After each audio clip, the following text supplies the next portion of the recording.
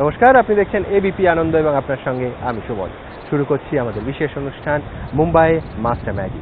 আমার পেছনে এই বাড়িটাকে নিশ্চয়ই আপনাদের চেনা চেনা লাগছে, অন্তত যারা নিয়মিত হিন্দি ফিল্ম দেখে থাকেন। লাগে রহো মুন্না ভাইতে সেই বৃদ্ধাশ্রমের সামনে আমরা, এবং আমরা অবশ্যই আরব সাগরের সামনে। সেই আরব সাগরে শচীনের চলে যাওয়ার নস্টালজিয়া, স্মৃতি এবং কোথাও হয়তো বেদনা কতটা সঞ্চারিত হয়েছে আরব সাগরের জলে, আমরা কথা বলবো আমার বন্ধু শান্তনুর সঙ্গে। শান্তনু, এমনিতে বম্বে একটা কেজো শহর কাজের, এবং সেখানে লোকেরা এতটা কর্মব্যস্ত যে খুব বেশি ইমোশনাল নয়, হুজুকে নয়, এরকম একটা কথা শুনতে পাওয়া যায়। তো এই মহারাষ্ট্রের ছেলে, বম্বের ছেলে সচিন তেন্ডুলকারের অবসর নিয়ে কোথাও কি কোনো ইমোশন আছে, নাকি আছে সেটা কাজের চাপে বদ্ধ আছে, নাকি আবার কলকাতার মতো হুজুকে? তোমার বম্বেবাসী হিসেবে কি ফিল হচ্ছে? তেন্ডুলকার সচিন যেই স্থানে পৌঁছেছে সেখানে কোনো জিওগ্রাফি এর বাইরে চলে গেছে। সেটা হয়তো এই শহরের যতখানি ইমোশন হোক কি না হোক, প্রথম কথা এটা চলচ্চিত্রের ছবি, যেখানে স্বপ্ন বানানো হয়, স্বপ্ন সাজানো হয়।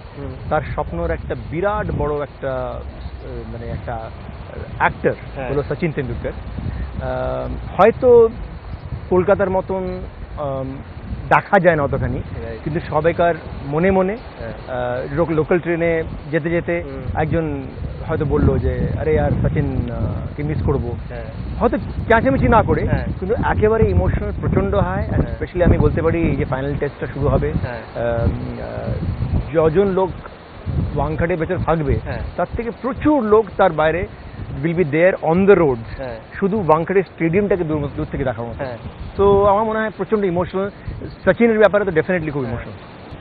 শান্তনু, সচিনকে যদি তোমার একটা ধরো, তোমার বইয়ের নাম হচ্ছে ফেরারি মন, ফেরারি গাড়ি সচিনের প্রিয়, সেই গাড়িতে তুমি আর সচিন উঠেছো।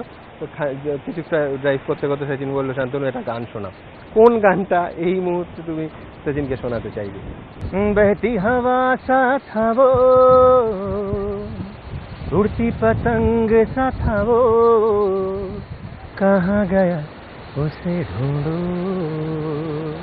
এই গানটা তার কারণ সত্যি সত্যি আন্তর্জাতিক ময়দানে আর তো খুঁজলেও পাওয়া যাবে না সচিন তেন্ডুলকার নামটাকে। আমার এই 3 ইডিয়টস থেকেই একটা জায়গা খুব মনে হচ্ছে, যেখানে 3 বন্ধুর একজন আত্মহত্যার চেষ্টা করে, আত্মহননের চেষ্টা করে। সেখানে কিছু লাইন ছিল যে আরেকবার যদি আমি জন্মাতে পারতাম, নতুন করে তৈরি করতে হতো, আর নতুন করে গ্রো আপ করতে চাই। তো এই দেখো, যেখানে সমস্যাটা ছিল 3 ইডিয়টসে, সেটা হচ্ছে চাপ, প্রত্যাশার চাপ। একটা লোক, একজন ক্রিকেটার, একজন পারফর্মার, গোটা দেশের প্রত্যাশার চাপ যার ওপর কতটা হ্যান্ডেল করা, মানে সচিনের যা ক্যারেক্টারিস্টিক, এত সহজ, এমন আছে কি অনায়াস হ্যান্ডেল করছে, কোনো ডিসপিউটেই তার গায়ে লাগছে না। এটা তুমি তো নিজেও পারফর্মার, তোমার কাজেরও সমালোচনা হয়, তো কিভাবে হ্যান্ডেল করো তোমরা? আমার মনে হয় যে স্পেশালি সচিনের মধ্যে একটা থার্মোস্ট্যাট আছে। আচ্ছা, বেশি যখন ঠান্ডা হয়ে যায় না, এসিটা অটোমেটিকলি বন্ধ হয়ে যায়। তো এটা this is why he is legendary. এই থার্মোস্ট্যাটটাকে কোন টেম্পারেচারে রাখতে হবে, he is master that art. আমি এটুকু বলতে পারি, যখন আমি আমিরের সঙ্গে কাজ করছিলাম 3 ইডিয়টসে, আর আমির সচিনের খুব ভালো বন্ধু, এই কথা ওকে 3 ইডিয়টস দেখানো হয়েছিল। তো ও ইনফ্যাক্ট আমিরকে জিজ্ঞেস করছিল যে তুমি কেমনি করে করো, তুমি যখন এটা অ্যাক্টিং করো, তোমার লাখ লাখ লোক আউটডোরে বসে আছে, হাউ ডু ইট? তো ইটস অ্যামেজিং। একজন আরেকজনকে জিজ্ঞেস করছে। বাট এইটুকু জানি যে সচিন, আমি অনেকজনের সঙ্গে কথা বলেছি, স্পেশালি হর্ষার সঙ্গে, ও যখন মাঠে যেই পাটা দিল, ওই থার্মোস্ট্যাটটা টাক অফ হয়, and he can just shut himself of. এটা আমরা সাউন্ড ডিজাইনিংয়ে শিখি, যে একটা হিউম্যান কনসেন্ট্রেশনটাকে এমন লেভেলে নিয়ে যেতে হয় যে আশেপাশে আস্তে আস্তে সব আওয়াজগুলো তুলিয়ে যায়, ওটা নোটিসই করতে পারো না। যেই জিনিসটা করতে হবে সেটাই শুনতে পারি। সেটা সচিন তেন্ডুলকার মধ্যে একটা ভগবানের দেন।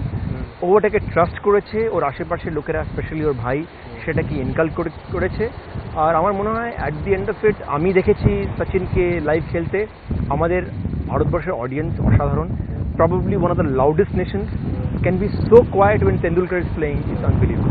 কিন্তু শান্তনু, এই কয়েনের একটা উল্টো পিঠও আছে, যে বাক্যগুলোর কথা আমি বলছিলাম যে give me some sunshine, give me some rain, তো এই যে যন্ত্রণা যে অনেক সময় কিন্তু সেরাটা দিয়েও মাঠে তুমি জানো তুমি তোমার সমস্ত আবেগ দিয়ে একটা সঙ্গীত রচনা করলে সেটা হয়তো কারুর পছন্দ হলো না, বা হয়তো গ্রেটার মাস সেটাকে রিজেক্ট করলো, সেই যন্ত্রণাটা কি করে আরেকটা ইন্টারনালাইজ করতে হয়। কি হয় যে খারাপ লাগে, আমরা সব আর্টিস্টরা চাই যে আমাদের কাজ লোকেদের ভালো লাগে, আমরা এমন কিছু করি যাতে লোকেদের ভালো লাগে। একটা দুটো জিনিস হয়, সেটা হলো যে একটা ইনস্ট্যান্ট রিয়াকশন হয় যে এটা কি করেছে, ওটা ভালো লাগে না। কিন্তু অনেক সময় তখন তো খারাপ লাগে, কিন্তু অনেক সময় হয়তো 2 বছর পরে, আমি আমার ক্ষেত্রে বলছি, একজন হয়তো বললেন, একজন ভদ্রলোক বা ভদ্রমহিলা, আরে বাবু তোমার যেই গানটা সবাই খুব খারাপ বলেছে, বাবু ওই গানটা এখনো যখন শুনি না আমি আমার ছেলের কথা মনে পড়ে, ওটা না একটা বাম হয়ে যায়। I am telling you in Sachin's case also কি হয় যে ইনস্ট্যান্টলি খেলতে গেল 10 রানে আউট হয়ে গেল, খুব খারাপ লাগলো। এখন তো লাস্ট বলে এখন সবাই খুব ইমোশনাল। আমরা তো এটাও জানি যে তেন্ডুলকারটা ওই পেস থেকে জায়গায় আছে যখন তেন্ডুলকারকে অনেক কিছু বলা হয়েছে, and as a public figure you will have to take it. কিন্তু ওর বামটা হলো যে at the end of it ও এই ফেসটাও দেখছে যে লোকেরা বলছে boss you are one of the greatest. এটাই আমাদের আর্টিস্টের আপ অ্যান্ড ডাউন, এই জিনিসটা, এই ফ্রাস্ট্রেশনটা যে এটা নিতে না পারে। আমি অলওয়েজ বলি সুমন যে আমাদের যে টপ লেভেলে যারা খেলছে, মিউজিক করছে, এনি ফিল্ড, সেখানে যদি তোমার মধ্যে এবিলিটি না থাকে টু ম্যানেজ, বা তার মধ্যে যদি এবিলিটি না থাকে টু টেক ক্রিটিসিজম, তাহলে তুমি ওখানে থাকতেই পারবে। ইট is nothing to do about talent. তোমার ক্রিকেট ভালোবাসার কথায় আসি। আমরা যারা তোমার কলাম পড়ি বা তোমার বইটা পড়েছি সবাই জানি যে 79-এর ইন্ডিয়া ওয়েস্ট ইন্ডিজ সিরিজে অসাধারণ তোমার একটা গল্প আছে। তোমার মা একটা টিকিট দিয়েছিলেন এবং সানি গাভাস্কার তোমার ডাকে ঘাড় ঘুরিয়ে ডাকিয়েছিলেন, তা সত্ত্বেও শান্তনু লিখেছে তা সত্ত্বেও ছেলের ডাক নাম সানি নয়। আমার অসাধারণ লেগেছে এই পিস, অসাধারণ। তো সেই যে গাভাস্কার প্রেম, ছোটবেলার ক্রিকেট প্রেম, সেটা আজকের ইন্ডিয়ান টিমে মানে কাকে তুমি আইডিয়ালাইজ করো বা কাকে? ডেফিনেটলি সচিন তেন্ডুলকর, বিকজ আমার অদ্ভুত একটা ভরসা, আর শুধু আমার না, আমার মতন অনেকজনের, সচিন তেন্ডুলকর যখন ডেবিউ করেছিল তখন আমাদের মনে ছিল যে আমাদের মতন যাদের সেই সময় বয়স কম ছিল, উই হ্যাভ আ হোপ। কারণ আমাদের দেশে একটা স্ট্রাকচার ছিল যে অমুক বয়স হলে মন্ত্রী হবে, অমুক বয়স হলে প্রধানমন্ত্রী হবে, এই যে একটা কালচার, কালো চুলে কেউ হতে পারবে না। আমার তো চান্সই ছিল না, আমার চুলই নেই। তো কিন্তু তার মধ্যে যে এটা পসিবল যে তুমি ব্রেক করতে পারো, হি ওয়াজ হোপ। অ্যান্ড আজকে যখন রিটায়ার করছে, হঠাৎ মনে হচ্ছে যে হয়তো আমার সেই বয়স, আমার সত্যি বয়সটা নেই, কিন্তু যতক্ষণ ও ছিল একটা ওর মুখটার মধ্যে বয়স দেখা যায় না একেবারে। ও একটা ইয়াং একটা ছেলে, পাগলের মতন ক্রিকেট খেলছে যেরকম আমরা মাঠে খেলতাম। সে যে রিটায়ার হচ্ছে, হঠাৎ মনে হচ্ছে যে আমাদের বয়স হয়ে গেছে। This is the journey, this is the effect of Sachin Tendulkar in my life.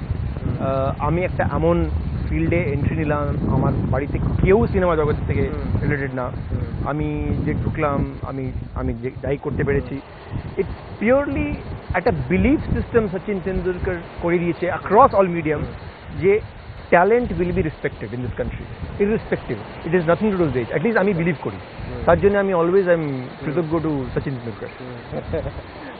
আমরা জানি শান্তনু অসাধারণ ছবি তোলো। ধরো সচিন তোমায় বললো যে আমার একটা পোর্টফোলিও করে দিতে, তো কিসের ব্যাকগ্রাউন্ডে, কোন লোকেশনে তুমি সচিন তেন্ডুলকরকে রাখবে একজন ফটোগ্রাফারের দৃষ্টিভঙ্গি থেকে? I would be very interested to shoot Sachin Tendulkar after 5 years. Okay. 5 বছর পরে সচিন তেন্ডুলকর শিবাজি পার্কে হাঁটছে ওর ছেলেকে নিয়ে। That will be an amazing moment, যে হাজার হাজার বাচ্চা ওই মাঠে খেলছে সচিন তেন্ডুলকর দেখে। আজকে ও অ্যাক্টিভ খেলছে না, হোয়াট হিজ পার্সপেক্টিভ, ওই যে এক্সপ্রেশনটা, that would be a great photographic experience. Secondly, আমি দেখতে চাই Sachin Tendulkar with other sports. আমার মনে হচ্ছে কেন জানি না Sachin will be a great golfer. আচ্ছা, হ্যাঁ, because most cricketers are very good golfer. আমি কপিল দেবকে জানি, আমি জাডেজাকে জানি, আমি জানি। সো দেয়ারফর আমার মনে হয় যে Sachin will play great golf. Shantanu, ধরো আমার ক্ষমতা নেই কিন্তু ক্ষমতা আছে ধরে নিয়ে আমরা টাইম মেশিনে তোমায় বসিয়ে দিলাম যে সচিনের কোনো একটা সিরিজের কোনো একটা ইনিংস তুমি দেখতে চাও, একদম সেই মুহূর্তে তোমার সামনে প্লেড হবে, কোনটা দেখতে চাইবে? হিজ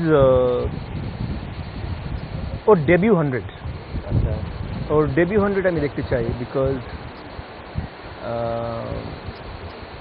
আমার মনে হয় যে that was the mark where ও বিলিভ করতে পেরেছিল যে আমি পারবো এবার। আর আমার জন্যে ওই তখন প্রেশার নেই, তখন সচিন তেন্ডুলকরকে কেউ অতক্ষণে জানে না, এক্সপেকটেশন ছিল among the cricket loving fraternity, but সাধারণ পাবলিকও জানতো না। এই একটা বাচ্চা ছেলে, ও ফ্রন্ট ফুটে স্ট্রেট ডাইভ যে প্রথম পৃথিবী দেখতে পারলো যে করতে পারে। আমার মনে হয় that would be a historic match to see the first 100 that Tendulkar played. বসে যাক শান্তনু। শান্তনু, সচিনের গান ভালোবাসা আমরা সবাই জানি, সবসময় কানে একটা ওয়াকম্যানের সময় একদম ওয়াকম্যান আসে সারা সচিন ভাবাই যেত না, যে টিম বাস থেকে নামার ভিজুয়াল হোক কিংবা প্র্যাকটিসের ফাঁকে সবসময় ওটা থাকতো।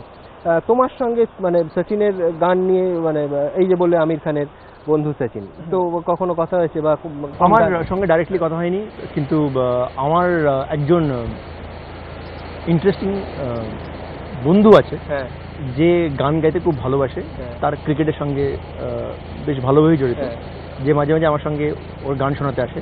তার নাম হলো সঞ্জয় মাঞ্জরেকর। ও আচ্ছা। তো সঞ্জয় মাঞ্জরেকর খুব ভালো গান করে, ইনফ্যাক্ট কিশোরের বিরাট বড় ফ্যান। ইনফ্যাক্ট ও এতই অবসেসিভ, তো আমরা সবাই জানি ইজ অ্যান অবসেসিভ গায়, এতই অবসেসিভ যে যেখানেই যাচ্ছে আজকাল ইন্টারভিউ করতে, ও ঘরের মধ্যে ওর একটা রেকর্ডার সব আছে, ও গান করতে থাকে। So I know, thanks to him I know about Tendulkar test, specially পুরোনো গান তেন্ডুলকর খুব ভালোবাসে। আমার অলওয়েজ মনে হয় যে thank God he was born in India, ওর কাছে এত অসাধারণ কিছু গান আছে নিজেকে কুল অফ করার জন্য, নিজেকে টেনশন ফ্রি করার জন্য।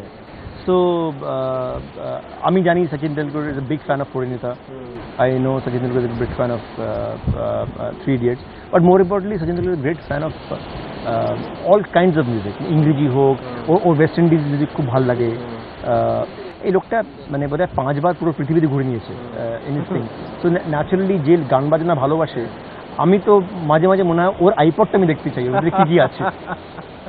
শান্তনু, এইরকম একটা সঙ্গীত প্রেমী লোককে তো সঙ্গীত দিয়েই এই অনুষ্ঠান শেষ হোক। সচিনের জন্য আরেকটা কিছু তুমি बाबरा मन देखने चलाए के सपना, बाबरा मन देखने चलाए के सपना, बाबरे से मन की देखो बाबरी है बातें, बाबरी सी करवटें बाबरी है बातें, बाबरा मन देखने चलाए के सपना। শান্তনু, অনেক অনেক ধন্যবাদ। আমাদের এই পর্ব এখানেই শেষ, কিন্তু বুঝতেই পারছেন আরব সাগরের এই তীরেও বাতাস ভারী, তার কারণ সচিন তেন্ডুলকরকে আর মাঠে দেখা যাবে না। তাই মুম্বাইয়ের মন খারাপ, মহারাষ্ট্রের মন খারাপ, গোটা দেশের মন খারাপ, গোটা পৃথিবীর সমস্ত ক্রিকেট প্রেমীর মন খারাপ। কিন্তু এই মন খারাপের সময়টা, মুহূর্তটা ধরে রাখতে প্রতিদিন আমরা নিয়ে আসছি এই বিশেষ অনুষ্ঠান। আমাদের সঙ্গে থাকুন, আর চোখ রাখুন এবিপি আনন্দ।